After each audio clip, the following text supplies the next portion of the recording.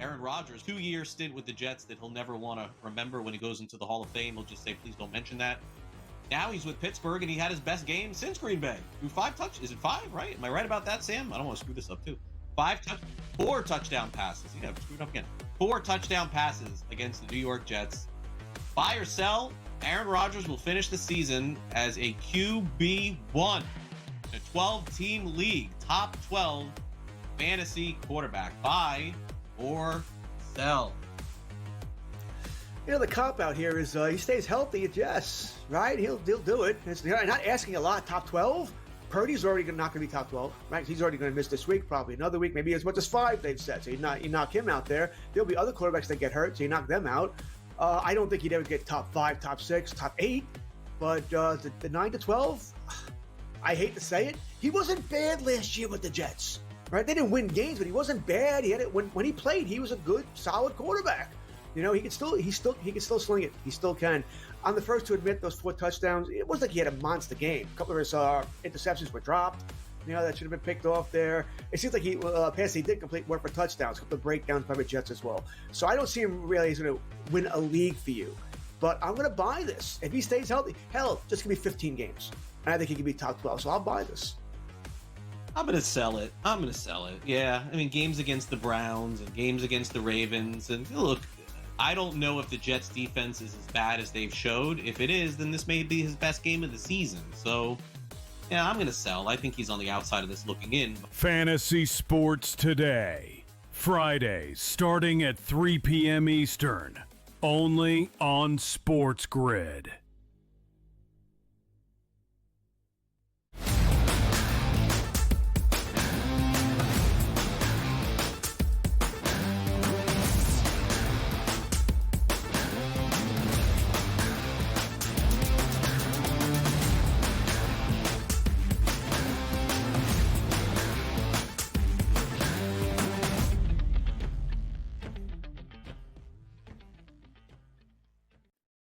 It's time to rise and grind on a glorious Tuesday morning on the SportsGrid Network. This is the Early Line. I'm Donnie Rightside. He's Joe Ranieri. And you know the drill. For the next 2 hours, we set the table for your SportsGrid day, which included a doubleheader in Monday Night Football last night. The Philadelphia Phillies, the first team to clinch in Major League Baseball, third division, late night versus the Los Angeles Dodgers. We're going to look ahead to the biggest college matchups this weekend you need to know, and also some of those early lines in the NFL. It's what we do. Open up that laptop, turn on that television, and get ready to party with DRS and Joe Ranieri. I'm ready, Joe. I'm feeling good today. I am too. I kind of enjoyed the whole 2 football games last night, one early and one late, because it kind of, forced me to get 0 sleep, Donnie. But I did also get caught up in the extra innings with your Phillies last night. So Thank you for that. Yes, thank you. The Fighting Phils clinch it up. We'll get to that in just a few moments, but let's get to 7 and 7, the hottest sports topics out there, which included that doubleheader on Monday Night Football. The Los Angeles Chargers 20, the Raiders 9. You know what that means? 2-0 for the Los Angeles Chargers in first place in the AFC West. You didn't need all that much offense. Herbert, 19 of 27 for 242 and 2 touchdowns. The Raiders turned it over too many times. Ashton Ginty went for 43 yards. It wasn't good enough. The Chargers were the better team last night, and the Chargers control the AFC West. Love it. So if you stayed up to watch that game, Donnie, it took you all of 30 seconds to realize, oh, there's Geno Smith. Oh, yeah, because literally his first play from scrimmage, Donnie, was an interception. And then he went to go 2 more times to throw it to Charger players instead of his own. It didn't take very long to figure out that, what you got with the Raiders against the Patriots, a little bit different story against this defense of the Chargers. That was vintage Geno Smith last night. How about that, Geno? Not coming up big in big spots here. We do know that, but understand this. Shout out my guy, Ladd McConkey. I need him to get 50 yards this night. He got 48. Why? Because Justin Herbert threw 2 touchdowns. Check. Yes. Quentin Johnson over 43.5 yards. Check. Come on, Ladd. 2 more yards. Couldn't get it done for me. You know what else is, though? You get victories out there, but sometimes you lose some battles. Khalil Mack looked like a really bad elbow injury, which he came back to the sideline with the sling. I guess more tests are going to be involved to see the damage that's done to Khalil's elbow. I watched it in real time, Donnie, and Sloan. I thought it was his wrist. I thought for sure that it was but it turns out it was the elbow, and it was ugly. And it was such a weird play, too, the way it happened, because it looked like it happened because him trying, when he was landing to the ground and putting his arm down to stop himself, and that's where the elbow issue came to play. It was ugly, but that's another unfortunate injury among a whole lot of injuries apparently racking up with teams in the NFL through 2 weeks. Rachaad White gets in late, and the Buccaneers come away with a victory over the Houston Texans, 20-19, in an entertaining game that probably thought in the first half this game would go over the total. Stays under the 42.5, but the Buccaneers move to 2-0 in the season. The Houston Texans, the dreaded 0-2. We told you yesterday on the show, Donnie, the dog very much alive and could be barking in that game with Baker Mayfield and that passing game, and woof, woof. Baker gets it done once again. And Houston, we've got a problem, Donnie. Houston can't run the ball, Donnie. That offensive line is atrocious. Yeah. And I don't know how many games they're going to win with that offensive line and the inability to run the ball. And you saw it again last night. Yeah, Nick Chubb, 12 of 43 for one touchdown, had the 125-yard touchdown, but the explosiveness, as Joe's talking about, just isn't there in that offense right now. Good to see Nico Collins early in the game catching a touchdown, but only finished with 52 yards receiving. Defensive struggle here, which is 2 weeks in a row for Houston. They're 0-2. Some things have to change if they want to win the division and or make a playoff run here. We keep it moving down the list. Maybe insult to injury, J.J. McCarthy. What did we see out of his rookie year? Injured his knee, couldn't play the entire season. Gets 2 games in, injured already, and looking to miss multiple weeks as the quarterback for the Minnesota Vikings. Could it be Wentz time? And also, when does McCarthy get back in there? My goodness, kid, you can't make the club in the tub, as they like to say. We were laughing yesterday. You and I were talking about, oh, boy, listen, he's a rookie. It's going to take some time. You got to have patience. We get off air yesterday, Donnie. It's like, oh, well, he's out 2 to 4 weeks now because apparently he twisted his ankle somewhere along the line. Like, wait, what? Well, how did that come about? So, yeah, not great for Minnesota there. So they are going to have to piecemeal it. Again, to me, Donnie, though, I don't care who the quarterback is, the defense has got to be the one that drives that team moving forward. Exactly. Get the ball to Justin Jefferson, play good defense. That's your recipe for success. But J.J. McCarthy in a big year where you want to see what you have in the young kid, down multiple weeks already. So bad news here for the Minnesota Vikings. As we keep moving down the list on the quarterback position, which we got a lot of banged up quarterbacks early in the season. We just got through week 2. How about Jaden Daniels, superstar quarterback for the Washington Commanders? His status up in the air after a twisted knee/knee sprain. Not good news for a guy that's built on mobility in the pocket, Joe. No, that is a big loss there for Washington. Not good news at all. These young guys getting banged up here through 2 weeks in the NFL season. Jaden Daniels is the guy that is the centerpiece of that offense. He needs to be healthy. So Washington is they're going to have to figure some things out here to hold the fort down until he can get back on the field. Holding the fort down is the Philadelphia Phillies. Last night, the last score I saw was 3-1. They were down. Just not their night for the Philadelphia Phillies. Woke up this morning, popped on the phone, looked it up. Phillies, 6-5 victory over the Los Angeles Dodgers in 10 innings, clinching the NL East. The first team in Major League Baseball, Joe, to clinch a division.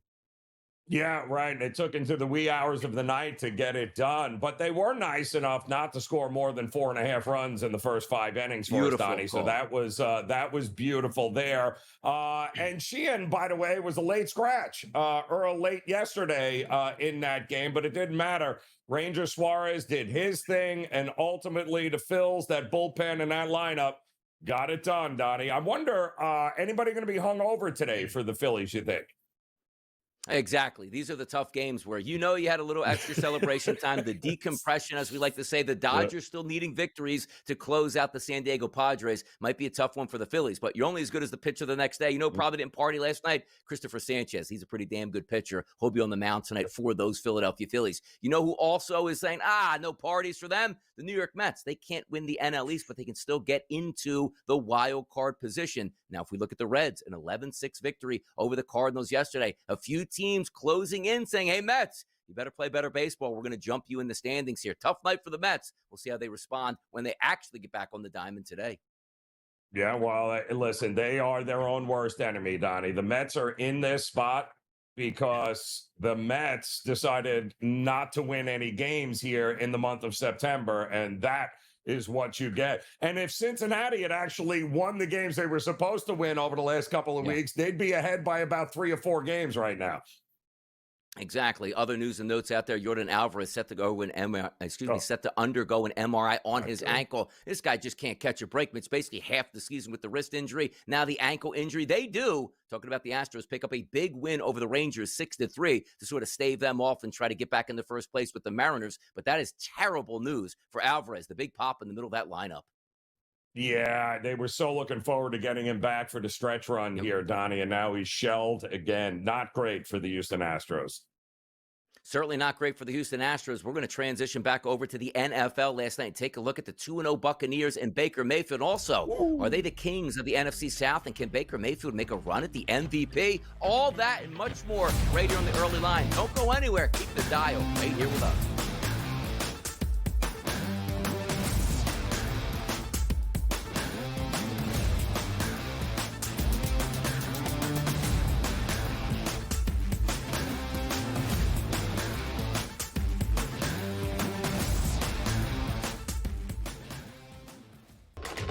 Enter into the magical world of McLuck.com, where even the smallest of spins can win real cash prizes. Adventure into over 1,000 of the best Vegas-style slot games. So what are you waiting for? Unlock your free welcome offer today. Join the fun where winners play and players win. It's the most beautiful time of the year. No, not because of foliage or pumpkin spice lattes. It's because of football.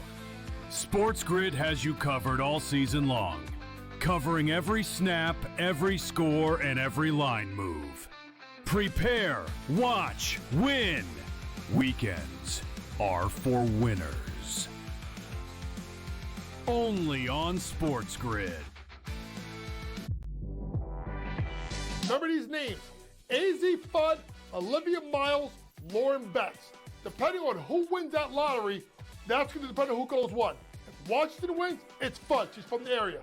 If Dallas wins, they're going to bring Fudd to play with, obviously, Paige. If Minnesota wins, I think they go Miles with the point. If Seattle wins, they go with Miles, and the same thing with Chicago. Betting above the rim. Only on SportsGrid. I was looking at it through my phone at first. I'm like, why is there such a delay?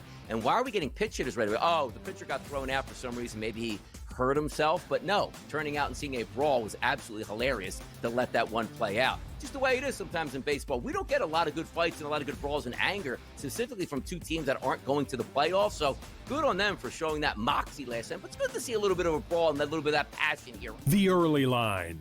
Only on SportsGrid. If a game is on the line, give me the Navy kicker. Oh, the guy's going into battle in 2 weeks. He can't make an extra point. Come on. From a mindset perspective, yeah. I'm not. Listen, we thanked them for their service. I love them. Okay. Yeah. But the bottom line is, if you have a bet and you have an academy kicker with a field goal or an extra point, you got to hold your breath. 27 yards. You know, 27 yards. The kid shanked it from like 30. SportsGrid's College Football Today.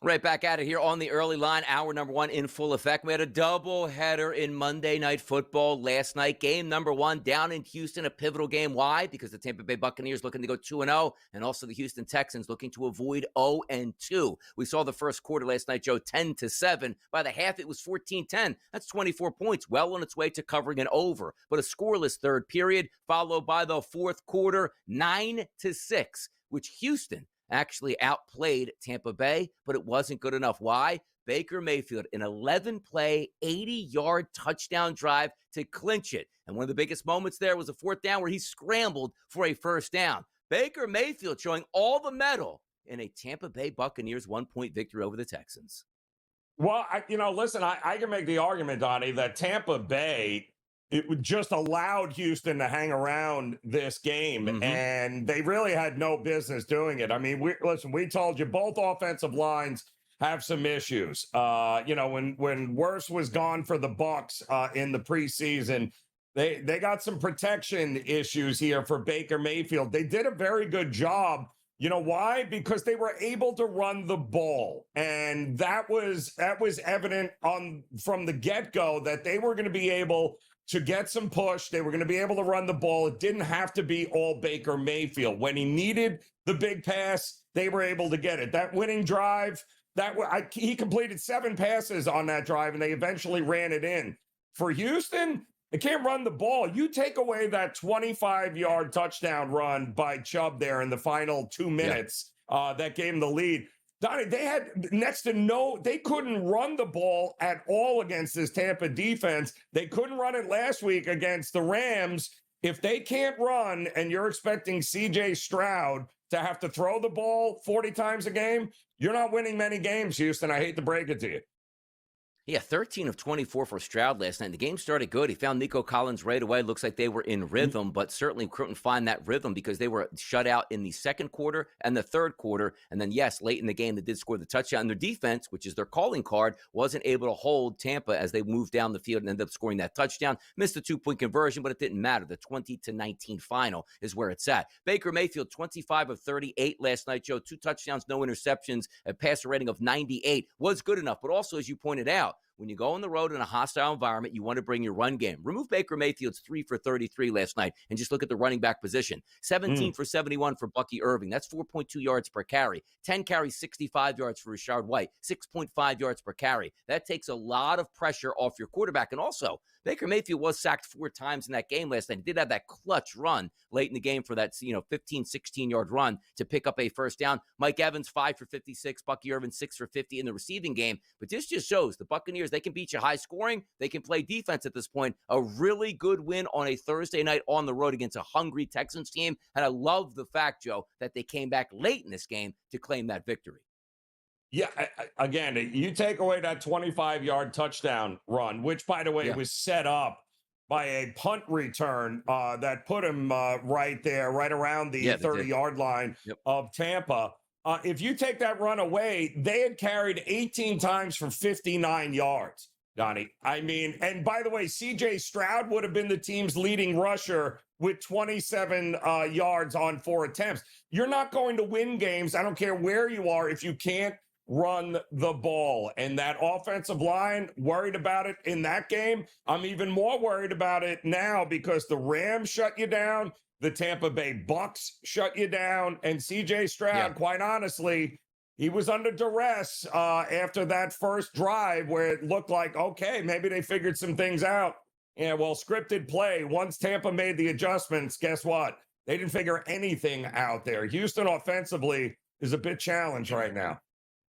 ESPN likes to use the QBR metric, right? Baker Mayfield was a 60.4, which isn't a bad number. How about a 19.5 for C.J. Stroud? So you might say, he didn't throw any interceptions. What did he do wrong? It's missing open players, not making the right reads at that point. And also, Nico Collins, 3 catches for 52 yards. He had the 29-yarder early in that game. He had 9 targets, only 3 catches. It just feels like Houston is a pedestrian offense when that's not what they were the past couple years. Like, I know they had some injuries, and, Mechie ended up getting traded to the Philadelphia Eagles and Stephon Diggs, but you can't just be left with Nico Collins and nothing else to be explosive. A defense is going to know, Joe, let's rotate our coverage, and if anybody else can beat him, so be it. And that's what you're finding. 2 underwhelming performances in the first 2 games for the Houston Texans. But I want to focus here quickly on Baker Mayfield. His performance last night, was it otherworldly? No, but he got the job done in a clutch environment here, and they moved to 2-0. 215 and 2 touchdowns. But if you look at the odds market here for MVP for 2025, Baker Mayfield now moves to 20-1 here. He's basically in the top 6, or at least tied for the top 6 in the MVP race now, Joe, in the odds market. Listen, the guy had to pay his dues, right, Donnie? Yeah. I mean, Baker Mayfield is an amazing story when you think about it, from where he started and the chip on his shoulder and the attitude, and then the failure in Cleveland, which, let's face it, it's Cleveland. Every quarterback fails there.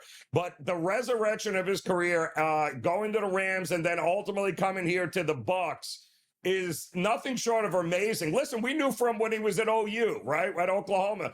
Yeah, when the game is on the line, he is a guy you want under center, Donnie. If you need a win, if you need that big drive, he has shown time and time again. He's always been that guy who's tough enough to be able to lead you down the field like he did there to be able to get the win. So the Bucs, all of a sudden, 2-0 and pretty firmly in control, I would think, of that division.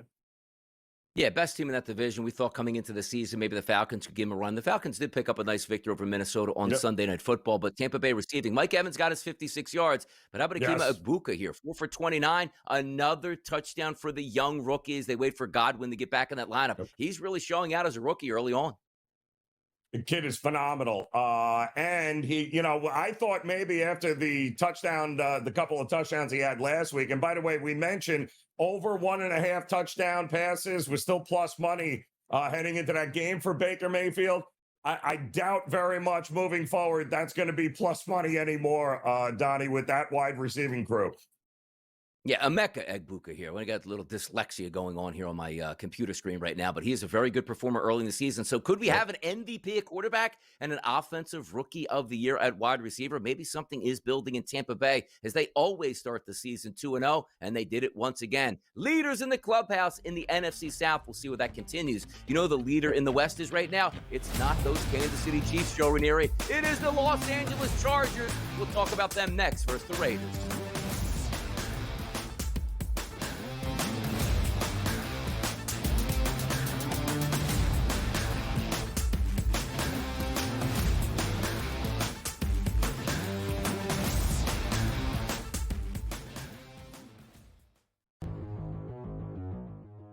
Look at the weather, try to look for some anytime touchdowns or maybe some props that you really feel confident about. But it's always the time for urgency, especially for a team like the New York Giants. I think that defense is something that can give Giants fans hope.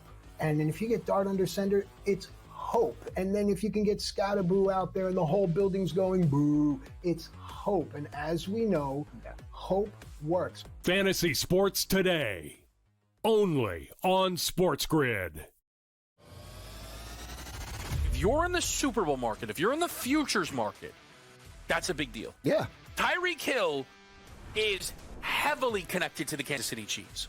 I am sure it would be Tyreek's first place if he could pick to go back to. At least I would think it would be. And the Chiefs have a need, and the Chiefs are interested, and they're not worried about any of his other question marks. Pro football today, only on SportsGrid. Oh, Donnie, then you don't believe in face recognition, do you? Because I can assure you. Oh, yes, they do. They absolutely do. They will find that guy in a heartbeat. And by the way, why would you want to go to Vegas? You want to talk about facial red? They won't let you step in a casino. They won't let you step anywhere in The there. Early Line, only on SportsGrid. There was a little bit of a kerfluffle earlier today when there's an exception taken to a punt that wasn't given, and just the reactions were pretty unilateral from both sides of like, hey, that's not behavior that we're going to tolerate at this type of competition.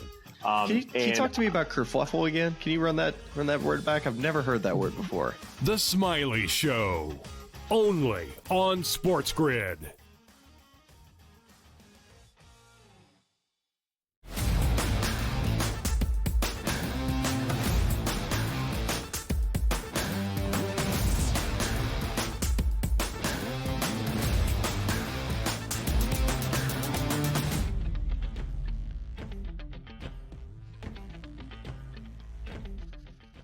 As the governor of California once said, who was Arnold Schwarzenegger, go Chargers, go. 20-9 victory last night over the Las Vegas Raiders on the road to take control of the AFC West. And it was over early. It felt like Geno Smith throwing an early interception, cashing in for some points, 10-3 at the end of the first quarter, 17-6 at the break. And then just like in Game number 1, the offenses really fell apart in the second half as the Chargers just waited out the Vegas Raiders. Why? Geno Smith was 24 of 43 for 180 yards, no touchdowns, and 3 costly interceptions. You can't do that against a Harbaugh team. They win going away 20-9 last night.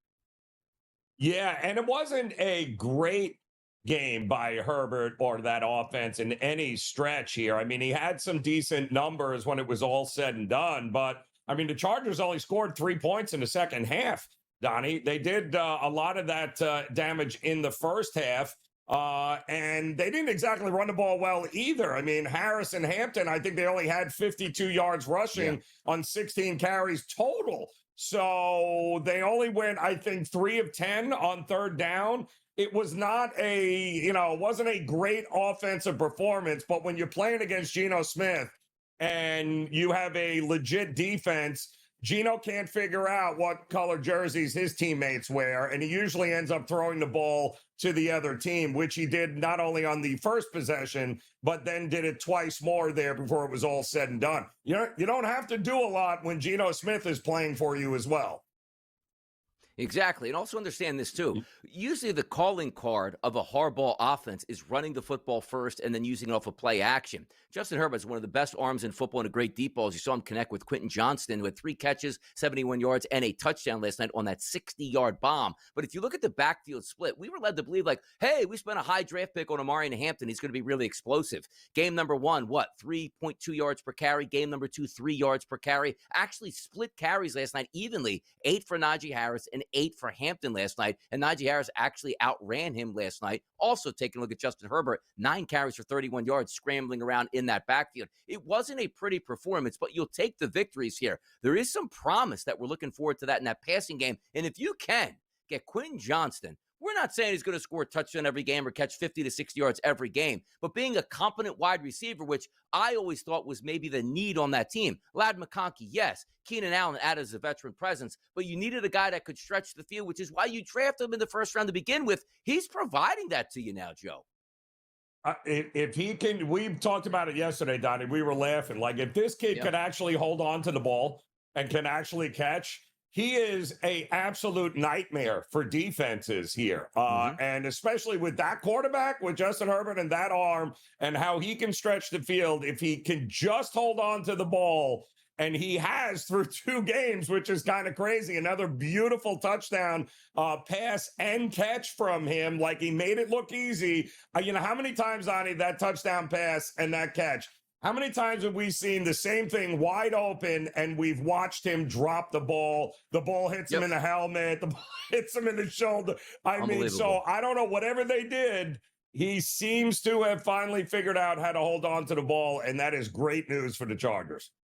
Looked like a complete bust, now having a rebirth in his career. We'll see how it turns out here. But the one thing that's turning out well is that Chargers defense last night. 15 passes defended, 6 tackles for loss, 3 takeaways, no touchdowns allowed. And if you see that picture, a beautiful uniform that they strutted last night in Vegas. They were impressive, but if we do wait, Khalil Mack's injury information, that could be key, Joe. Yeah, that was tough because they had to do it for, defensively. They didn't have him for most of that game. That happened early on in the first half with that elbow injury on kind of a freakish play there that he was making a tackle. And it looks like something happened to the elbows. He was trying to pad himself before he hit the ground, and that was it. I hope that that's not going to be anything long-term. Didn't look good. He was back on the sideline, but he was in a sling, so we'll have to wait and see. Raiders traded for Geno Smith. Raiders gave Geno Smith a lot of money. Raiders' Geno Smith leads the NFL with 4 interceptions after having 3 last night. Never gave them a chance here. Not a good performance here, to say the least, at home for the Raiders, who are looking to go 2-0 and maybe have the lead in the AFC West. But it was the Chargers, the better team, and the better defense, holding Geno and the Raiders' offense accountable last night. Yeah, big time accountable there. I mean, look at that. 3 field goals. And by the way, we had said it yesterday, wasn't sure what the status of Brock Bowers was going to be.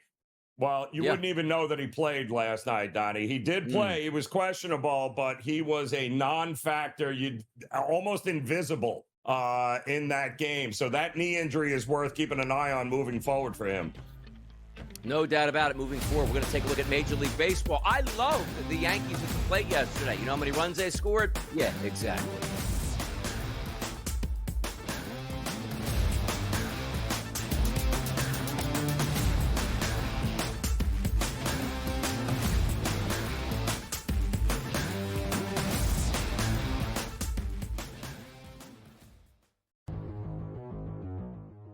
Look at the weather, try to look for some anytime touchdowns or maybe some props that you really feel confident about. But it's always the time for urgency, especially for a team like the New York Giants. I think that defense is something that can give Giants fans hope.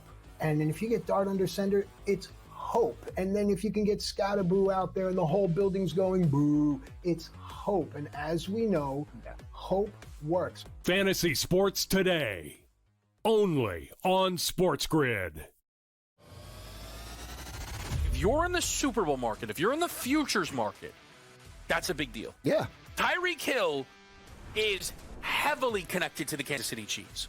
I am sure it would be Tyreek's first place if he could pick to go back to. At least I would think it would be.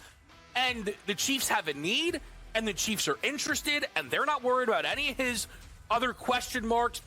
Pro Football Today, only on SportsGrid. Oh, Donnie, then you don't believe in face recognition, do you? Because I can assure you, oh, yes, they do. They absolutely do. They will find that guy in a heartbeat. And by the way, why would you want to go to Vegas? You want to talk about facial red? They won't let you step in a casino. They won't let you step anywhere in The there. Early Line, only on SportsGrid. There's a little bit of a kerfluffle earlier today when there's an exception taken to a putt that wasn't given, and just the reactions were pretty unilateral from both sides of like, hey, that's not behavior that we're going to tolerate at this type of competition. Can you talk to me about kerfluffle again? Can you run that word back? I've never heard that word before. The Smiley Show, only on SportsGrid.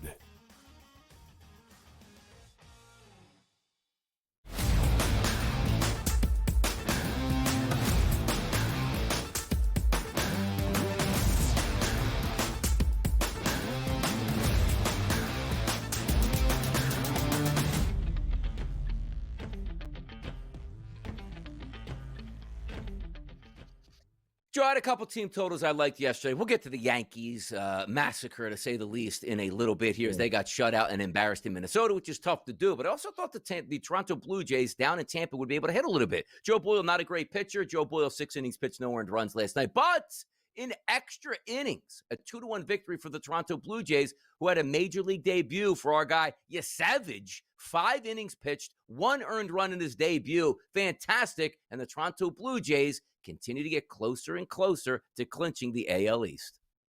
Yeah, no, that was a big win on the road for them, and they did it with that, highly coveted rookie pitcher that we heard a lot about. And, listen, Tampa threw out one of their young guns, too, there, this kid Boyle, who was also pretty good for the Tampa Bay Rays. But, in that environment, in that park, this time of year, the fact that there was only 3 runs scored, that was a little head-scratching as well, but good showing by 2 young pitchers in that game. Remember I said yesterday we were breaking down that Minnesota Twins New York Yankees game. Like, $2 price is a little bit expensive. I think the Yankees win, but I think they're probably going to hit their way. Let me take the all-team total 4.5, get them 5 runs. Should be easy. Why? Because Simeon Woods Richardson is a bad pitcher. Simeon Woods Richardson, 6 innings pitched, 2 hits, and no earned runs. But also on top of that, 7th, 8th, and 9th inning was the bullpen. Minnesota has a terrible bullpen. The Yankees mustered 2 hits for the entire ball game, did not score a run, and got embarrassed 7-0. Sometimes you just have to sit back and say, that's baseball at this point. No reason to believe that the Yankees could get beat. Yeah, it's baseball. You can get beat by anybody. But the fact they didn't score a single run, had 2 hits last night, and got crushed by the Twins, not a great look.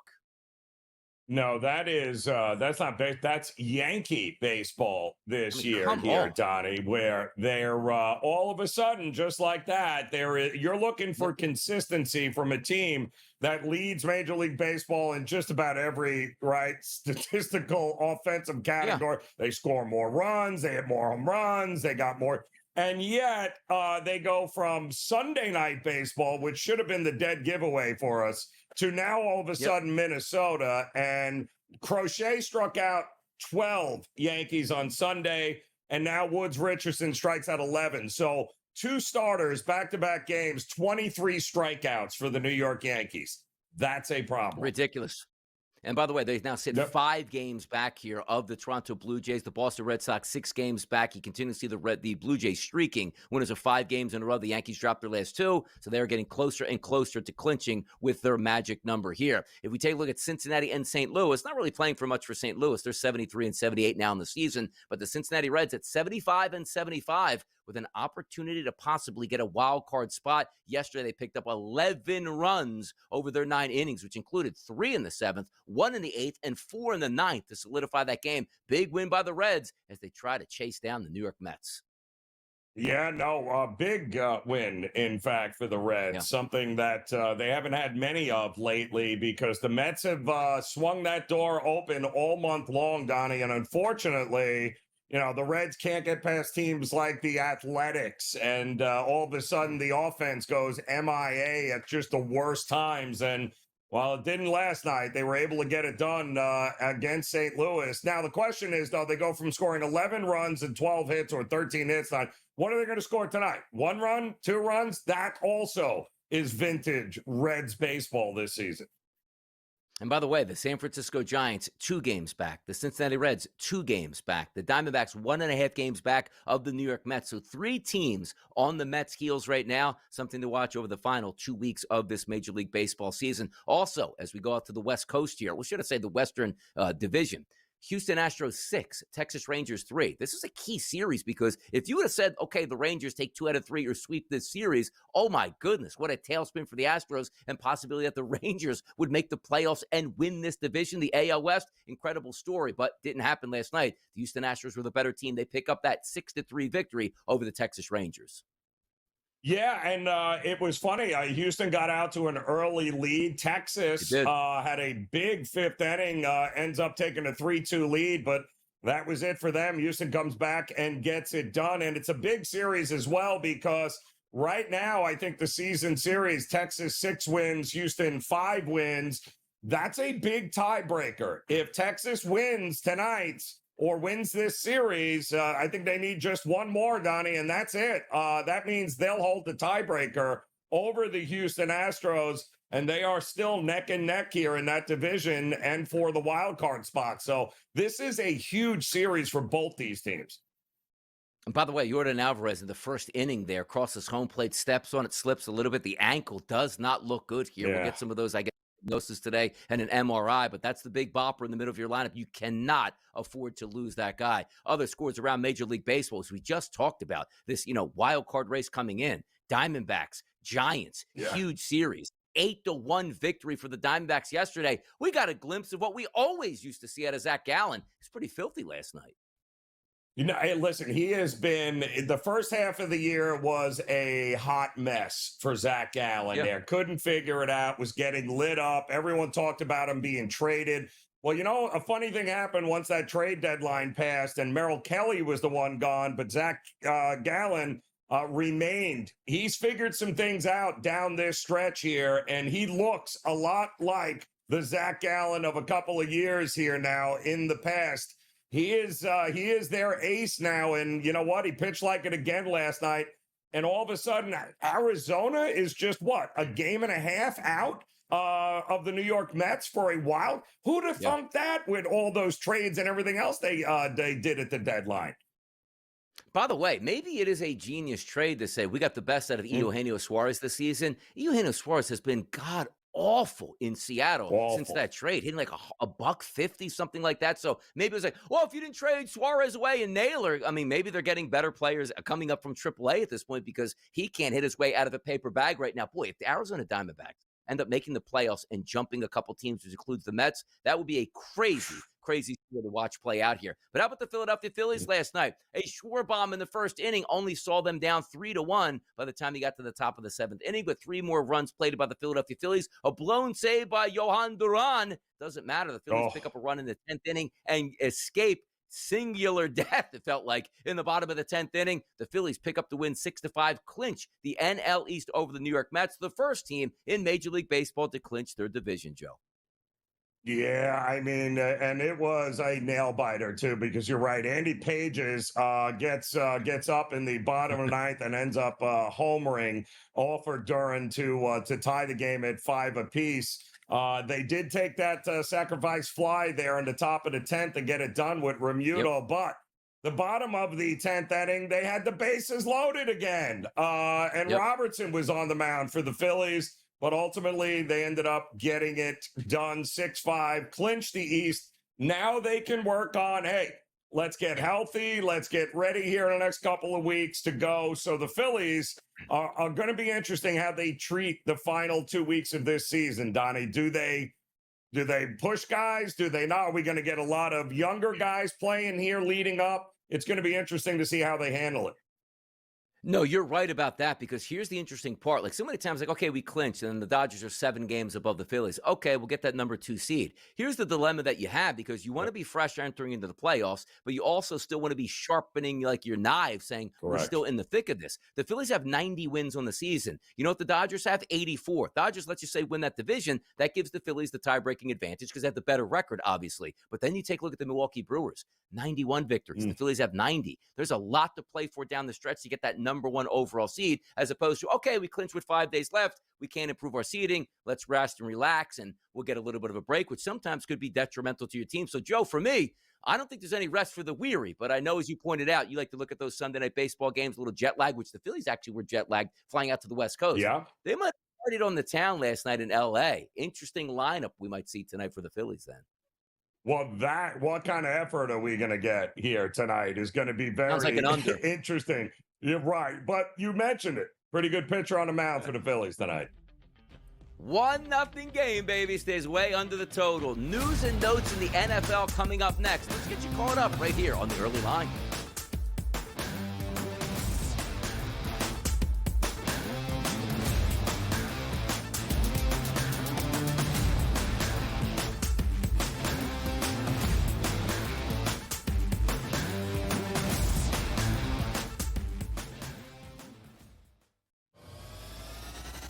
If you're in the Super Bowl market, if you're in the futures market, that's a big deal. Yeah. Tyreek Hill is heavily connected to the Kansas City Chiefs.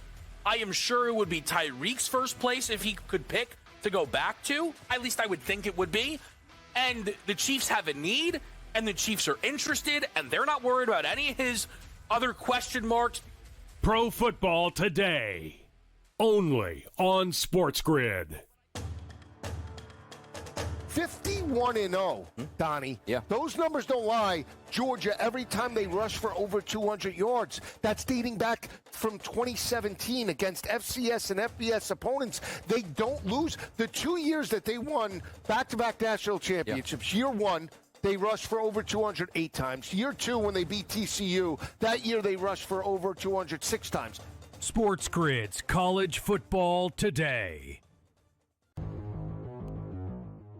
Look at the weather, try to look for some anytime touchdowns or maybe some props that you really feel confident about. But it's always the time for urgency, especially for a team like the New York Giants. I think that defense is something that can give Giants fans hope.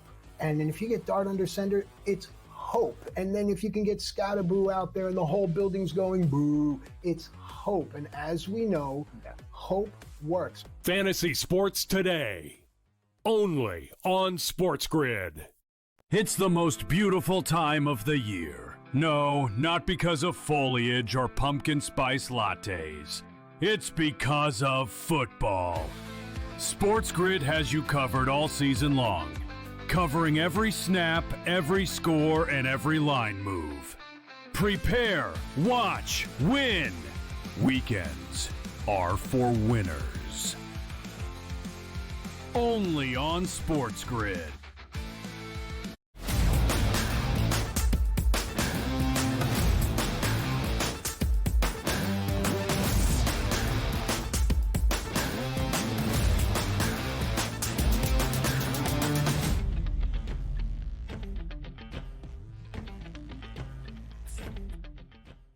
NFL news and notes. It's how we get down on a Tuesday. Week number 2 in the rearview mirror. Week number 3 on deck. And, money never sleeps, Joe. Thursday Night Football, you might get a hammer job by the Buffalo Bills and the Miami Dolphins. We'll preview that game, obviously, throughout the week here and certainly on Thursday. But I got a question. We're going to start with some news and notes. But if you noticed around the NFL, the Chiefs are always big complainers all of the time. When things don't go their way and the refs aren't helping them out and bailing them out for victories, they get upset about things like not being able to stop the tush push. Now, I'm a Philadelphia Eagles fan. I get a kick out of the tush push as the only team in the NFL that can effectively run it, but there are some discrepancies, Joe. Like, yes, sometimes the Philadelphia Eagles, it's hard to differentiate if a guard or a tackle is moving a little bit before the center. Yes, it is hard to officiate, but also understand this. Oh, they got to ban it now because it's too hard to officiate. You know what they have to do for the tush push here? You ever watch soccer? I don't watch soccer all that much, but I understand. They have like that canister of foam that they use on like a free kick. And they go, hey, I told you to back up. And they go, you know what? I'm just going to spray this foam line. You can't cross it. So you know what I want to happen? Spray the foam can across the line of scrimmage that says the defense can't cross this spot and the offense can't cross this spot, so there's a true neutral zone. If they do that, the Eagles will get 3 and 4 yards per quarterback sneak on the tush push, because the one advantage that the defense has on there, Joe, they allow them to basically go nose to nose and helmet to helmet with the offense to try to stop it. So it's officiated to me poorly at times on both sides, but I'm tired of seeing on social media, oh, the Eagles got to get rid of the play because they do it wrong. Notice every single still shot of any defense that plays the Eagles, they're offsides every single snap. Again, so what? If you know they're going to jump early, then you've got to be able to counteract that here, Donnie. The excuses are over the top here. First of all, what you can do it. I don't know, why are you guys not, why is Kansas City or any other team not taking advantage of it then? I mean, give a finger, take an arm. Like, I don't understand. If you know this is happening and it's not being called and you're not taking advantage of it, that's a you problem. It's got nothing to do with the Eagles or the tush push. I love it. It's just one of those topics that pops up that just gets on my nerves when I see it, because, yes, I understand it is tough to call it, but both sides of the equation have to be taken a look at there, and we'll see if it happens at this point. But you are right about this. It's like in the NBA. Well, Steph Curry shoots the three-point shot. He's amazing at it. Well, you can get a player like that. No, we just want to take your player away from that. Stop the madness at this point. Stop the crying. Stop it here, because the Philadelphia Eagles are going to be on their way to another Super Bowl, and you can't stop it out here. You know what else you can stop, though? Injury stop things, which is why most teams don't do the tush push. They don't want their quarterback injured. You know, a quarterback got injured not on the tush push? Joe Burrow. Oh, no, Joe. 90 days possibility that he's down, which means we might not even see him back if the Bengals go in the tank for the rest of the way. Devastating news on a season. They finally got a 2-0 start. Here they go. No, they ain't going anywhere now, Joe. Well, it's tough. But, listen, I do think they have a reliable backup quarterback that's been there. He's done this. And it's not like, Higgins and Chase and Brent. You still have all the weapons Burrow would have had, and all the same things, even though Burrow's not there, all the same things hold true for Cincinnati to be successful this year. They had to be better on defense. The offensive line had to protect the quarterback better than what they've done in years past. If they still don't do those two things, Donnie, it doesn't matter whether Burrow's there or not there. They're going to get run over. So I think it's not as big a deal as people think it may be, because unless they do those two things on a regular basis this season, Burrow wouldn't have helped them one way or the other. In fact, he eventually just would have got killed and run over. Yeah, we talked about it yesterday, the chance maybe to buy in on the Bengals a little bit later in the season. But right now, if we take a look at the odds standing here to win the AFC North, it's the Ravens at a minus 425. And by the way, they're 1-1, people. They're not 2-0. They're 1-1 at a minus 425, followed by the Bengals, who, again, the injury concerns. The Steelers, we'll see what we get out of Aaron Rodgers. And then the Browns at 71 price point. But to see a 1-1 team at a minus 425 price, sort of insanity. We'll see where that number goes throughout the season. But if we do take a look at Joe Burrow, the one thing, you have Ferraris on this team. But, when the Ferraris, come back to the compound, You like to put them in a nice garage to keep them safe. You don't want them out there in the elements. Say, Donnie, what the hell are you talking about at this point? Well, look, you don't want to get your Ferrari beat up, and Joe Burrow gets beat up because has no offensive line and holds onto the football too long. Andrew Luck and Joe Burrow, looks like they're headed on that similar path to, yeah, I'm taking a beating out here, and it might shorten my lifeline here in the NFL. We've already seen that movie, Donnie. It's called the Andrew Luck movie, because same thing happened with him in Indy, where all of those great weapons and Ferraris, and they could not protect Luck and got him absolutely destroyed and cut his career short. And yes, the Bengals are in that. We could very well be having the same conversation in a couple of years where Burrow's like, I'm done.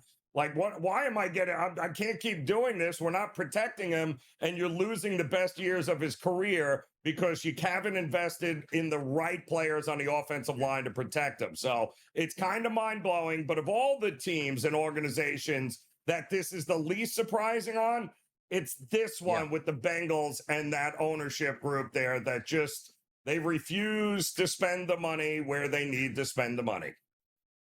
Bengals, Vikings, who's that starting quarterback? We don't know for either team at this point right now, but the one expectation is J.J. McCarthy is going to be down for multiple weeks because why? His offensive line apparently not protecting him, and a high ankle sprain in his de facto rookie season. That's going to put a hamper on things there for the Minnesota Vikings.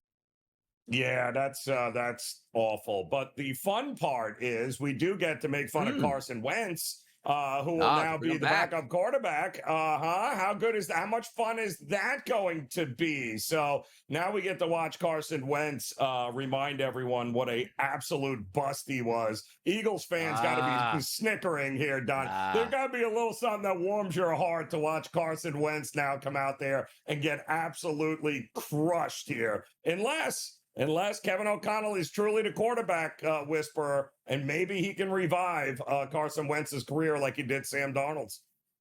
Now, hold on and let me take a look, Joe, quickly on this, right? So you take a look and say, all right, well, 2 games into the season for the Eagles, they're 2-0. Week 3, it's the Rams. Week 4, it's the Bucks. Week 5, it's the Broncos. 6, the Giants. Week 7 is the Vikings.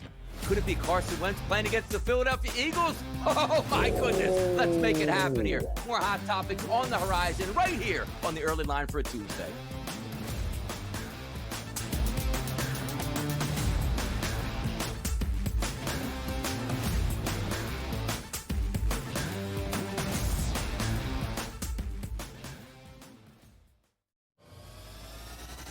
If you're in the Super Bowl market, if you're in the futures market, that's a big deal. Yeah. Tyreek Hill is heavily connected to the Kansas City Chiefs. I am sure it would be Tyreek's first place if he could pick to go back to. At least I would think it would be. And the Chiefs have a need, and the Chiefs are interested, and they're not worried about any of his other question marks. Pro Football Today, only on SportsGrid. 51-0, Donnie. Yeah. Those numbers don't lie. Georgia, every time they rush for over 200 yards, that's dating back from 2017 against FCS and FBS opponents. They don't lose. The 2 years that they won back-to-back national championships, year 1, they rushed for over 208 times. Year 2, when they beat TCU, that year they rushed for over 206 times. SportsGrid's College Football Today.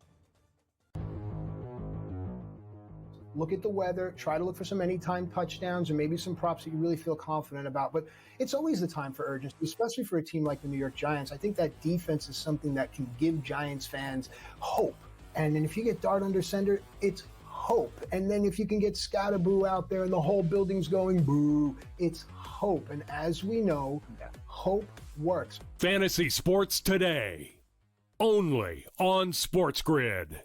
It's the most beautiful time of the year. No, not because of foliage or pumpkin spice lattes. It's because of football. SportsGrid has you covered all season long, covering every snap, every score, and every line move. Prepare, watch, win. Weekends are for winners. Only on SportsGrid.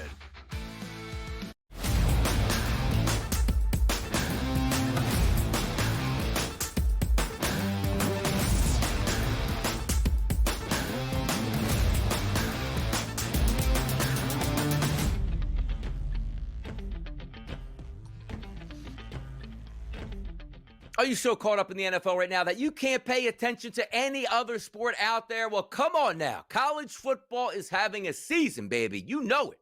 When those Miami Hurricanes are in the top 5, you know the sports landscape is loving life right now. The AP top 25, as it stands right now, at least the top 5, Ohio State, Penn State, LSU, Miami, and Georgia.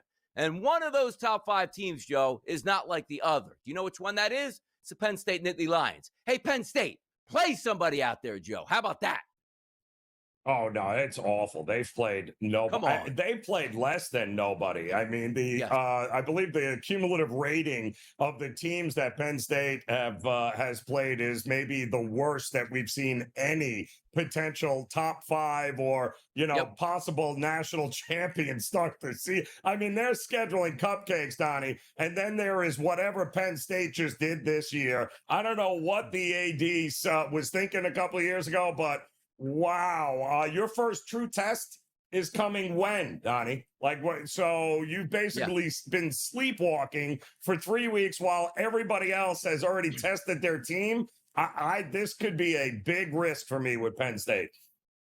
I like college football. I love the NFL, but if we could pop that graphic up there for the AP Top 25 one more time, I have a new lifeblood because I'm a big Miami Hurricanes fan. They sit at number 4. There's a legitimate chance, once again, like last year, Joe, they can compete at least for an ACC championship and or a college football playoff spot. That's all you can ask for. But if you scroll down to that last line at number 24 and find those Notre Dame Fighting Irish, how did I find myself as a Notre Dame fan now? Because I still want to see the hypocrisy that is you can lose your 2 only tough games of the season, beat 10 nobodies, and at the end of the year have the Notre Dame AD and the national media go, you can't leave them out, Joe. I am rooting actively now for Notre Dame this year, Joe. It doesn't make sense, but I need it to happen. They got to get in the college football playoff for me now. Well, and listen, that the whole reason they're still in this top 25, if I am a Notre Dame backer, right, here's my argument. I've got a team that has lost 2 games by a combined 4 points to 2 top 10 teams right out of the gate. Plus, I got a freshman quarterback in CJ Carr who has absolutely looked the part. And now they have a remaining schedule that might be one of the easiest that we've seen. They are going to run the table. Nobody is going to remember the 2 losses, but those 2 losses are never going to look bad because they were against top 10 teams, Donnie. So this is exactly what they want with Notre Dame because no team garners more interest and more money come playoff time than the Notre Dame Fighting Irish.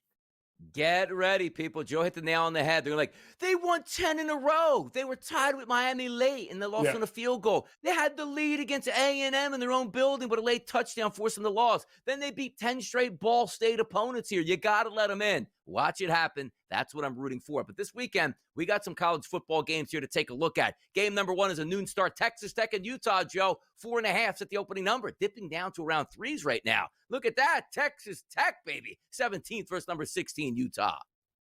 Well, here's the other, much like we had that conversation about Penn State, Donnie. Who in the hell has Texas Tech played?